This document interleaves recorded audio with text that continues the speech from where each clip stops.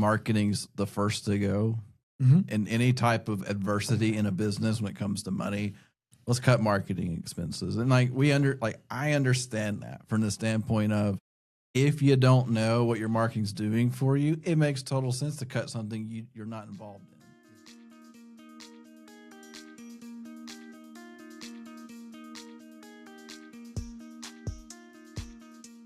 Hey, what's going on, everybody? Nick and Michael here for a random episode of Walk-ins Welcome. And as always, we're here to help you get more patients, deliver better care, get repeat visits, and scale your clinics, which has none of those topics are on deck for today. No, not at all. If this is an episode you want to skip, we're okay. Yeah.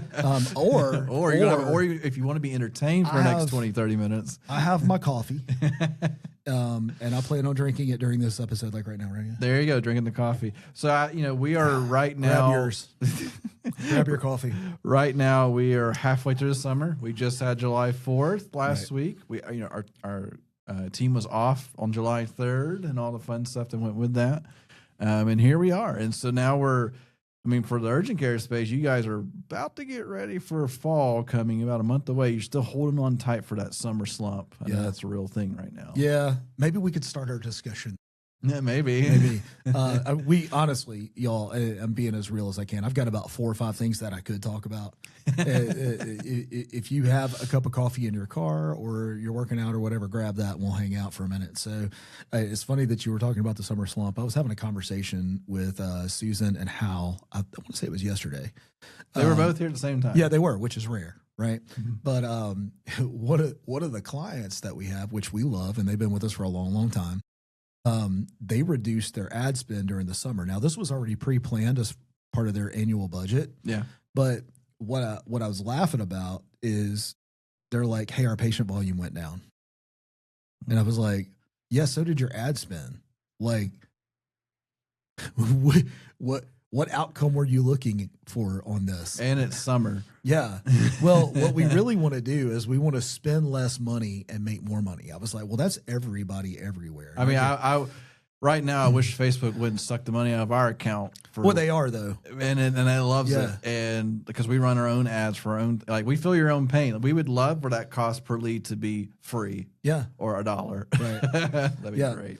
Yeah. So that was a funny moment to me. And it's still, like I said, they're having some changes in their own company. And I'm not going to go into detail other than there's some turnover on their team, and there's some new faces that are coming in that are speaking with us. And so far it's been a great conversation with you. I almost spilled my coffee.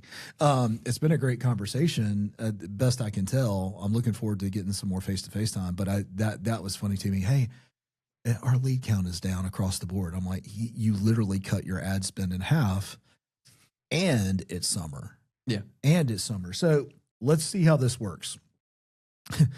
If you know it's going to slow down, do you A, increase your ad spend so that you can make up for the difference and keep it the same? B, decrease your ad spend so you can double down on your loss? Or C, cut it out completely and just take the summer off? Right. I mean, I think we always joke marketing's the first to go in any type of adversity in a business when it comes to money. Let's cut marketing expenses. And I understand that from the standpoint of, if you don't know what your marketing's doing for you, it makes total sense to cut something you're not involved in. Yeah. Right. Thankfully, we're in digital, so it's a lot more obvious it's doing versus all my billboards and TV ads. Yeah, you could probably cut those because you're not getting real numbers from that probably. So you don't know. Right. I mean, it's pure branding at that point. Yeah, yeah. So but I get it though. If and especially if you're the classic, here's before marketing, here's after marketing, and there are no changes, and that makes kind of sense there to a degree. I mean, it's a supply and demand issue. Yeah. What happens when supply decreases?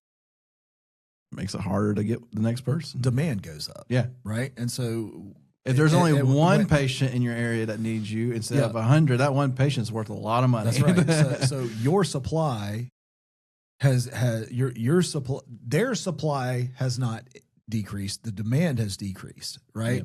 Yep. And therefore you're fighting over that 1 or 2 or 3 people. Yeah. And so you have to do some things. You either increase your marketing or you decrease your price to nothing to attract them, make some kind of offer. I mean, this is just marketing 101. Yeah. And then you go into the into the fall and winter months where your demand is through the roof, right? And the supply is either the same or it decreases because the demand will outpace the supply. Here's what I mean by that. There's more sick people than there are urgent cares to serve them. Yep. You haven't seen that since COVID. So at the moment, that doesn't even exist in your world, no matter what time of year it is. There's plenty of options for them. Yeah. Since it's the classic. Since COVID, more competitions now come in because they saw the money. Yeah. Now there's been like the COVID demand will never exist again. If you're still saying, I'm back in COVID, I had 100 patients per day. Well, we need another pandemic to make that happen again. Well, we don't need a pandemic, but we need a pandemic. But where's Bill Gates when you need him? There's the rabbit hole for this episode. But I said it was random coffee talk. You chose to stay. That's so funny. We'll look at the drop off after that comment, or may increase. I don't know. But or they're all going, yeah, where is he? Yeah, it got quiet again. But yeah, and I wish we do not have a clinic yet that is in a vacation destination city that I know of. Hawaii. I mean, sort of, right? Like, I'd love to have Honolulu Urgent Care. That is a tourist trap. It is. Love those guys too. True. By the way, it's true. I forget about them. Daniel's great, but it's one of those. Like, I'd love to have an Orange Beach Urgent Care. Like, man, right? Or give us a reason to go down to the beach. You want to talk about volatile? Our poor client success managers would be pulling their hair out because they would either be like crazy freaking busy or dead. Yeah. That I love to see it though, right? Where like, what's your volume look like before you start talking? Like, what was it? Like, I'd love to see like, is it actually just like any other one, just kind of spiky during the summer? And does it level out? Do the locals still come to you? Like, is that a thing? I'm gonna make a random offer right now. If you're at Orange Beach or one of the Florida beaches, on the beach in the southeast, somewhere I can drive to, Birmingham, I will give you free marketing for 90 days. Hello at patientcaremarketingpros.com. Plus ad spend. I said free marketing. You have to pay the platform. Yeah. I'm talking about our services. Yeah, we want somebody from the beach, but you have to leave me a review and you have to give me honest data. Those are the rules. Yeah. But we'll do our very best work for 90 days for free. Give us a pure beach. You have to be a destination beach too. Self-service all the way because I just want to know what it's like. So, yeah. We want to see like a true destination location because we have clinics in Florida and they're like near beaches, but none of them are like in the deep summer vacation spots. This deal ends on October 31st, 2026. Just so that if you're listening to this 2 years later, if you're listening to this later, sorry, if it's past October 2026, we're going to charge you for it. Yeah, outside the offer is no longer available. Man, it's funny. I walked into this podcast and I'm totally switching gears now because why not? There you go. I had the biggest headache. I'm working on something and what it is I'm trying to make it a better experience for our clients to come on board with us, right? And cleaner for us on the other side. It is. It's mutually beneficial. Yep. As it should be. Win-win partnerships is part of our core values, and so it's got to be a win for us and a win for you, and it is a win for you. Like, it's going to make it so much easier.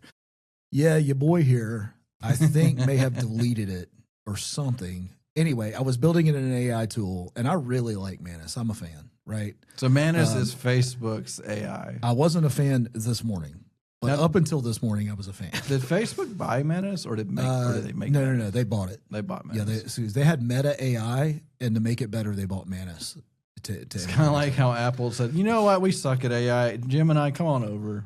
Best decision they've ever made, which is kind of a surprise because Gemini is owned by Google. So and then they've been they hate each other, or at least they used to. It's kind of like Microsoft and Apple, right? Like, yeah. That's right.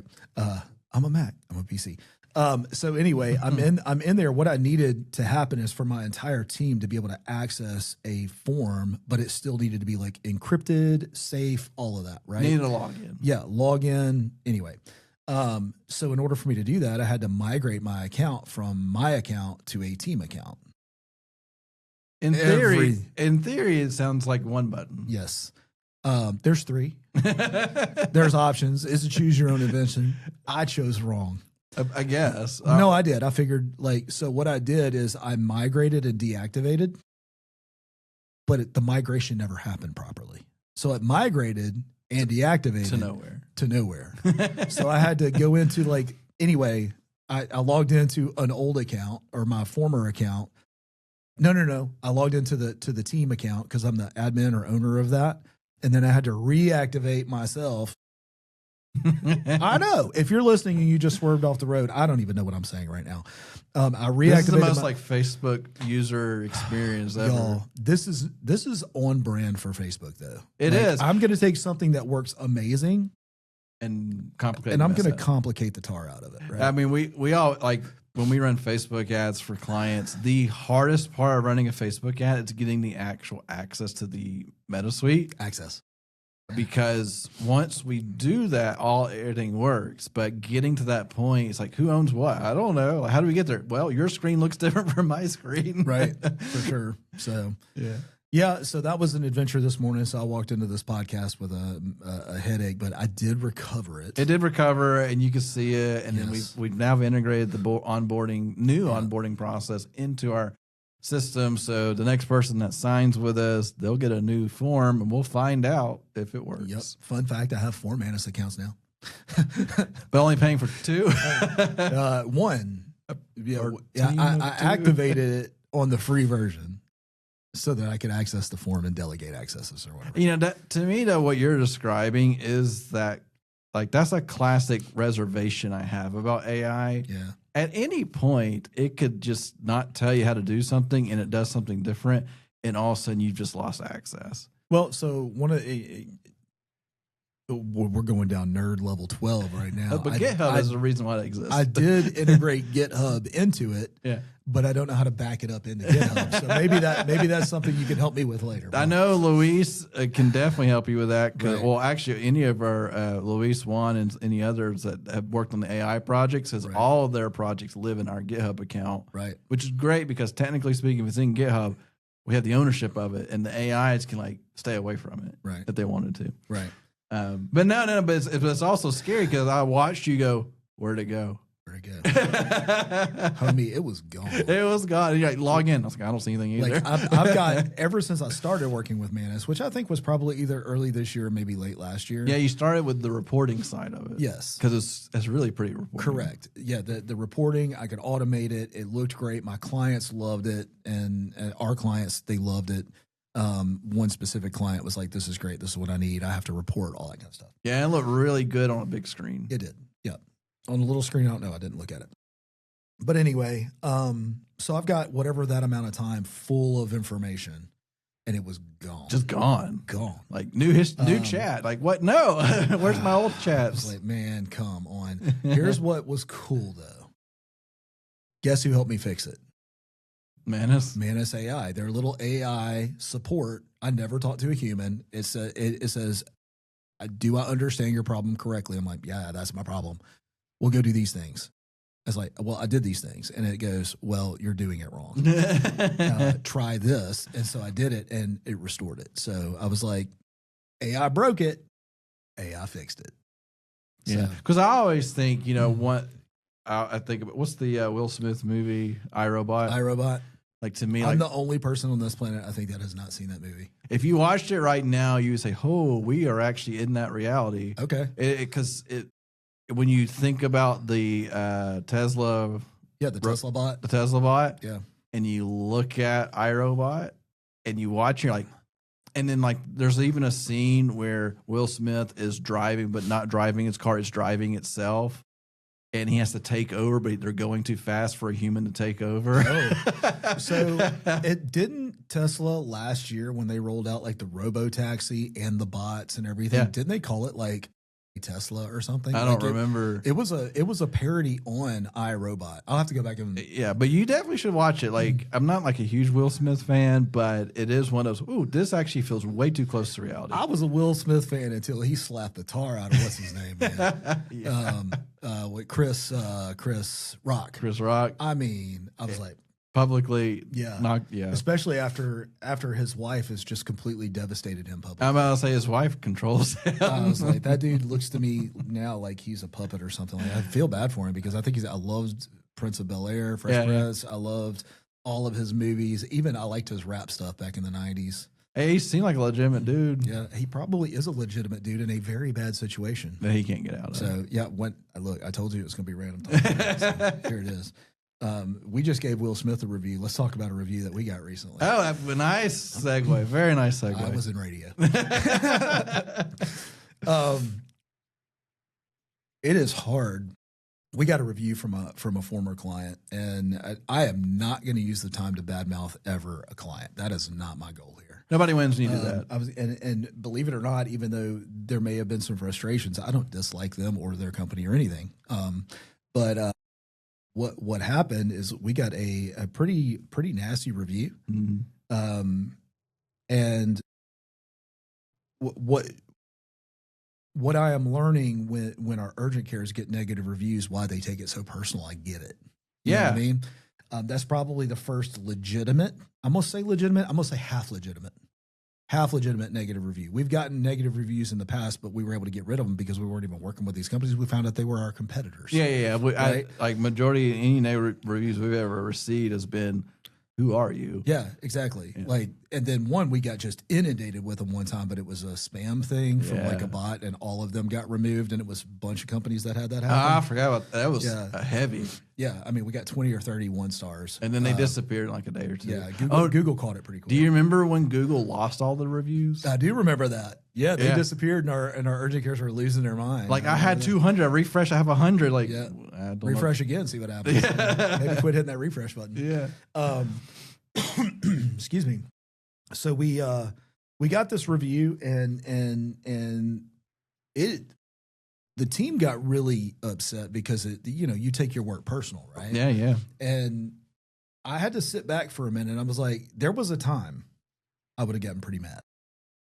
Even Hannah held your hand. Yeah, she did, but I was fine. I was like, she's like, I need to tell you something. Yeah, she did. She can't I thought she was quitting. I was like, in my mind, this before. It's like, this either looks like somebody is about to quit or die or something, or somebody died somewhere that meant something to you. Yeah. But let me just tell y'all, I don't have a bad temper. I don't know why people have to stage this for me, but I don't think I do anyway. Maybe I do. I feel like I don't have a bad temper. But that being said, she's setting me up to make sure that I'm going to be okay. And either it worked or I've just gotten better with age.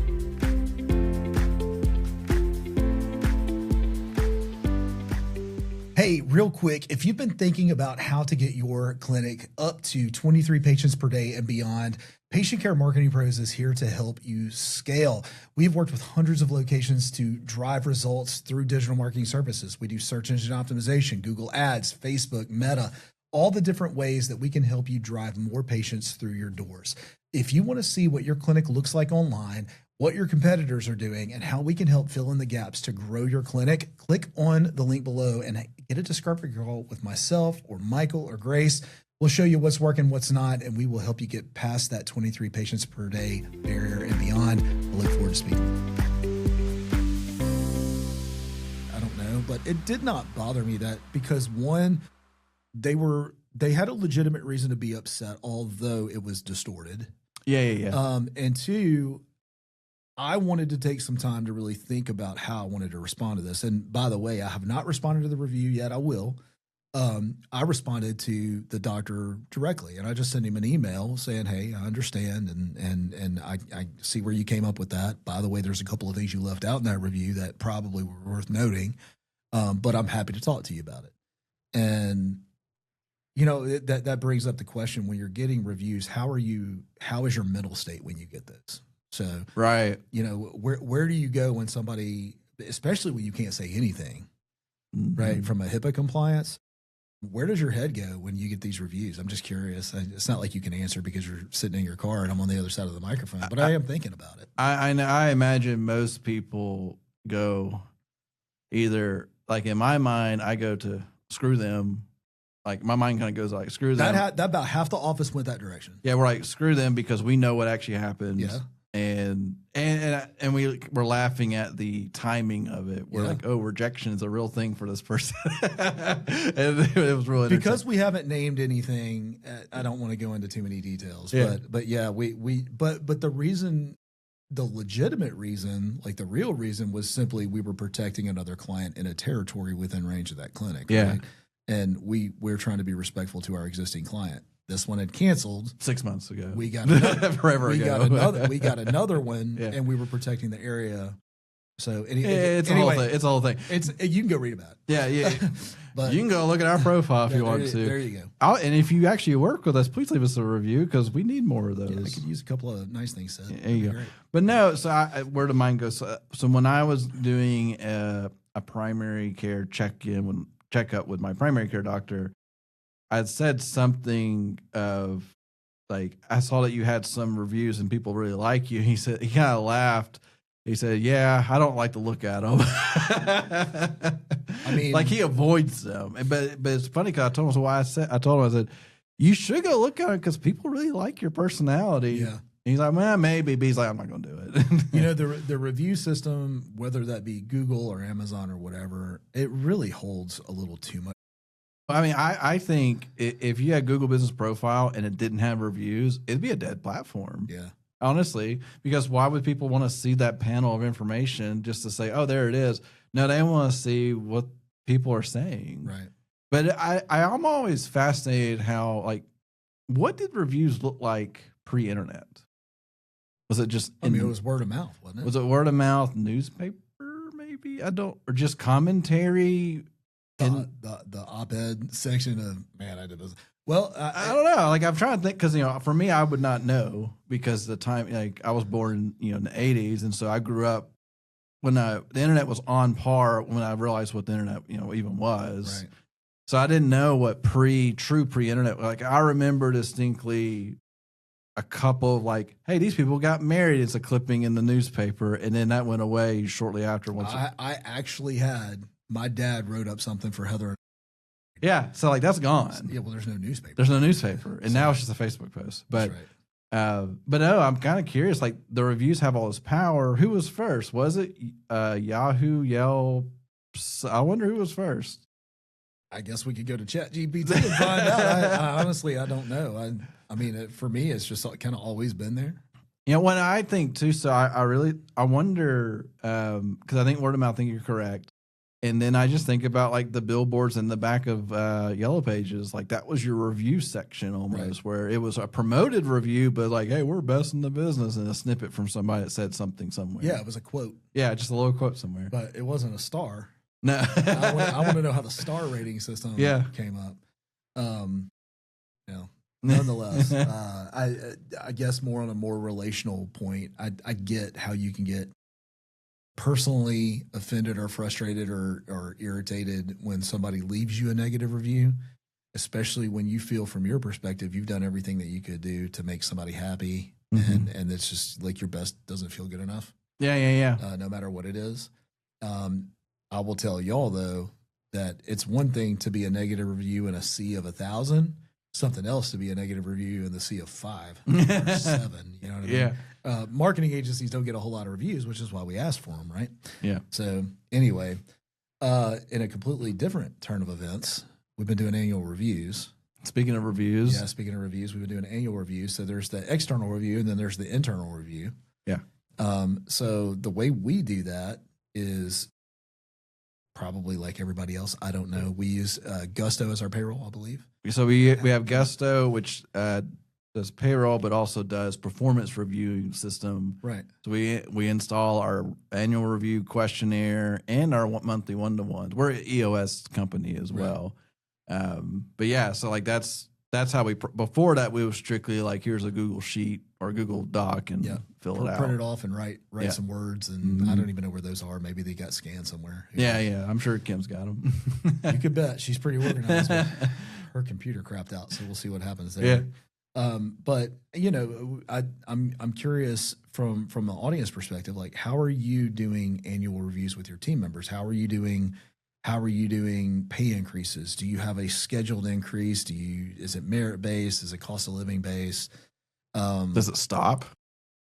That's a really good question too. Is if somebody's doing the same job for 20 years, do they get 20 years worth of pay raises? Right. I've never, because It's like a legitimate question because I've asked it to our agency friends and they didn't really have a good answer. No, because turnover is a little higher in our world. Yeah. So like they didn't have very few people past 5 years. So it's not like and this in the net, digital marketing industry has only been around for 20 years. Correct. So or 25 years now.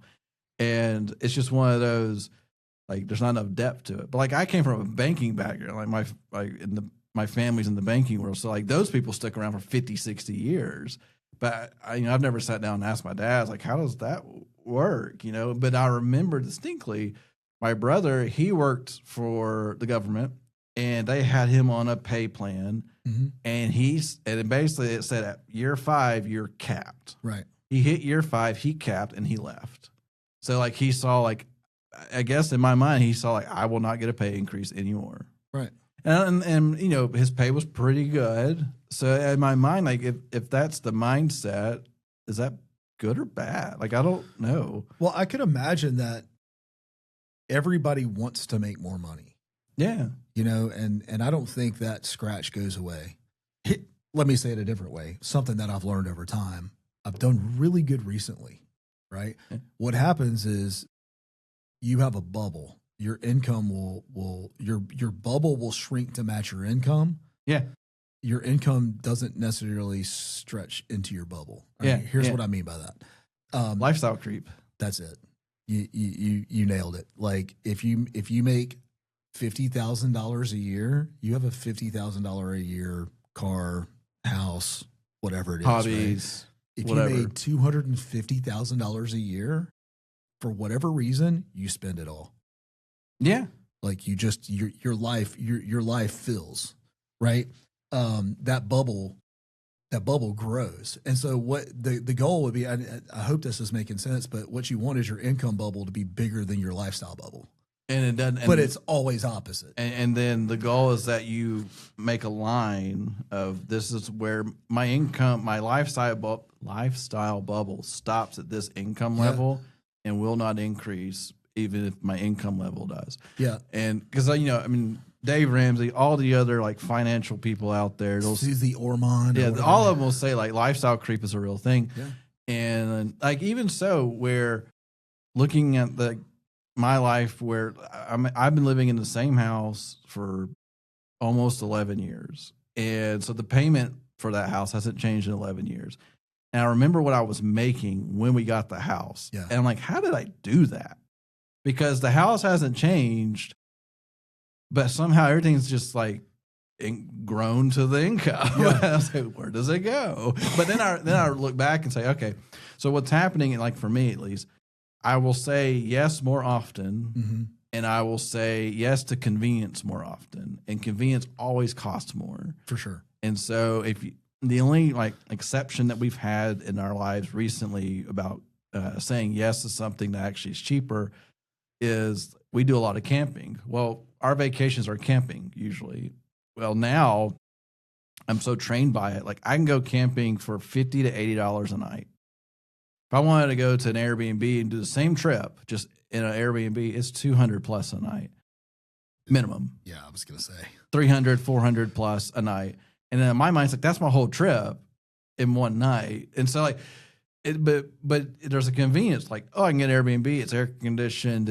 I can do what, it's just a typical vacation at that point. Sure. But it costs more. And it's just like, and then your expectations keep going up and up and up and up, right? Where now you're like, well, I've gotten used to, like you said, like once you fly first class, it's the worst thing to do because you can never unfly. I think it's the best thing you can do. But it's like now you can't go back. It's the mindset you can't go backwards. It's very hard to go backwards. Once you go to Perry's and taste that steak, it's really it's hard to go back. It's hard to go to Applebee's. Yeah, and then I think that's a real thing that people experience, and that goes back to the raise part of. Well, inflation says it's gone up, like, sure, but not always directly, right? Like, your choices, because there's plenty of people that we know that I've heard it say, you make $1 million, but you spend $1 million, you made $0. Right. Doesn't matter. That's right. So, and if you have somebody that makes $1 million and somebody that makes $1,000, but the person that made $1,000 gets to keep the $1,000, they're more rich than that millionaire that spent every single penny. Right. So, I don't know. Well, just going back to the heart of that part of the discussion was just simply like, is there a cap on income growth? Mm-hmm. I don't think there is. You're either going to move into another role, or you're going to move into another role at another company. Yep. Or you're going to keep getting raises for whatever those raises are worth, or eventually, like your brother, you're just going to leave. Yep. And I get that, but here's the thing: the market will support an income range. Yep. Right? Just because somebody thinks they're worth more, they may be, but the job isn't worth more. Yeah. Does that make sense? So, that just because you want it doesn't make it real, right? And I think we dealt same for me, by the way. Yeah, I think we dealt a lot of that during COVID. Yeah, because there was a weird everybody's worth six figures. Yeah. Out of college. Yeah. I don't know where that came from, but it came during COVID.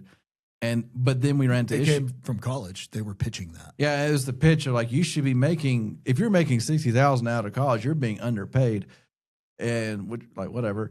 And then so that started happening, but then we had the problem like all these companies were just hiring because they were making a bunch of money because like COVID made people a lot of money. Oh yeah, like not just in medical, but like across the board. In all fairness, it put a lot of people out of business too. And it shrunk. It got rid of the people that were already on the edge of not doing well.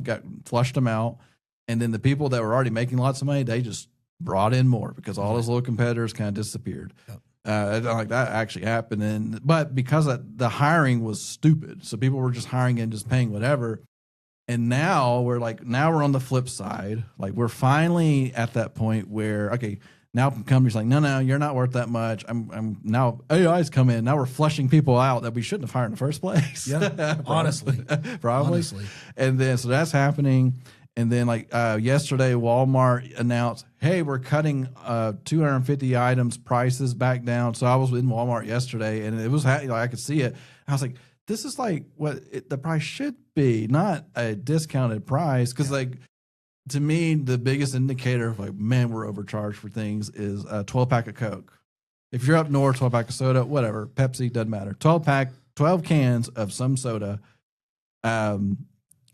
Currently, well, as of before yesterday, was $10 to $12, which is insane. Yeah. Because pre-COVID, it was $4 to $6. Yeah. So then yesterday was the announcement we've reduced 250 items, including, they said 24 packs of Coke. And they didn't say 12 packs of Coke. So I was like, this is interesting. So I went over to Walmart to get something. I went to the aisle. Lo and behold, 24 pack of Coke, $9 and something. Okay. 24 pack. I was like, okay, so that's a $5 12 pack. The 12 pack right beside it, $8. I was like, we got to figure this out. What do y'all, because up until this point, it's always been buy two, get two, or whatever stupid logo was. You know, I worked for Coca-Cola for a while. I know, so you probably understand more of that. Than grocery stores drive revenue. Yeah. Gas stations drive profit. Yeah. Right? So for context, think of a pallet of 12-pack of Cokes. Yeah. Is worth less in profit than a 24-pack of 20-ounce bottles to a gas station. Okay. Revenue's there. I'm talking about profit. Yeah. Right? There's more profit in 24 bottles of 20-ounce Cokes than there is in a pallet of Coke at a grocery store. That's fascinating. Pallet. That's 120 cases, by the way. Crazy. In case you're wondering. That math doesn't make sense, does it? No. Right. So at some point, something had to have given. Yeah. So anyway, or Coca-Cola was lying to me for 5 years straight, and who knows? But it's one of those we're starting to see that shift again of okay, let's go normalize again, right, and stop playing this game of COVID numbers. Like we're now way past it. Even one of the things they drop because I do meal prep stuff every week, so I see the pricing and I know how to I can eat for $3 a meal if I wanted to because I know how it works. You're lying to yourself. If it costs $10 to eat lunch, it's just not true. But anyway, or $22 at the local restaurant for a turkey something, which was funny. I'm gonna eat the other half of that today, though. There you go. So it's $11. But anyway, but even their great value branded ice cream was now back down to $2.50, and which then followed with Blue Bell's ice cream down to $7.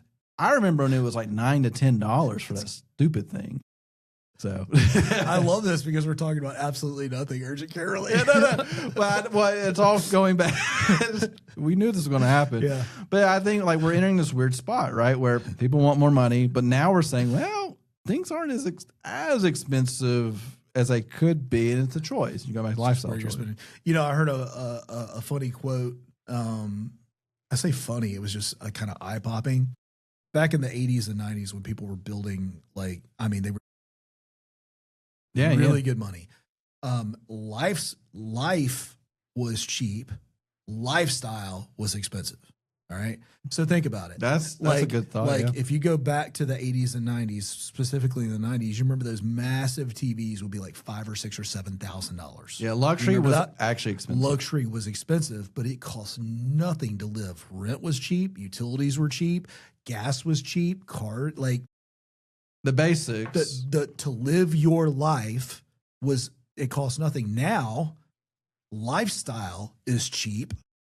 And life is expensive. Yep. Food, gas, rent, all of that is through the roof, but everybody can go on a cheap vacation on a Carnival cruise or Gatlinburg. Yeah, now the $1,500, $2,000 vacation is like, that's whatever. A 84-inch TV at Walmart is $700 or $800. Even barely, right? Yeah, like it keeps going down. Yeah. So, I mean, something's very wrong. Yeah. And I guess now luxury is moving towards services. Well, think of cost of healthcare. Yeah. Cost of healthcare is through the roof, but it's an essential need. Yeah.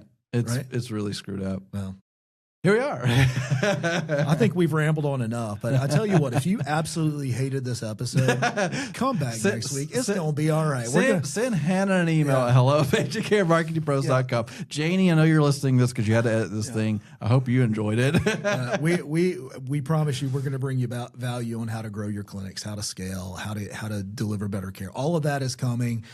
This was just one of those days where we just wanted to chit chat. Yeah, just a little bit and just have fun because we are in that mode. Like we just finished up a quarter. We're moving to our new quarter. Here we go. Summer has its slows for here too sometimes. Yeah, it is. Until a random giant urgent care shows up and we got to onboard them, which happened. Thanks for that. Yeah, we enjoyed that, but like it does take busyness. Right. But anyway, well, thank you guys for coming on to this episode. We'll catch us on the next one that will probably be more urgent care oriented, but I hope you had a good time. All right, we'll see you soon. Bye.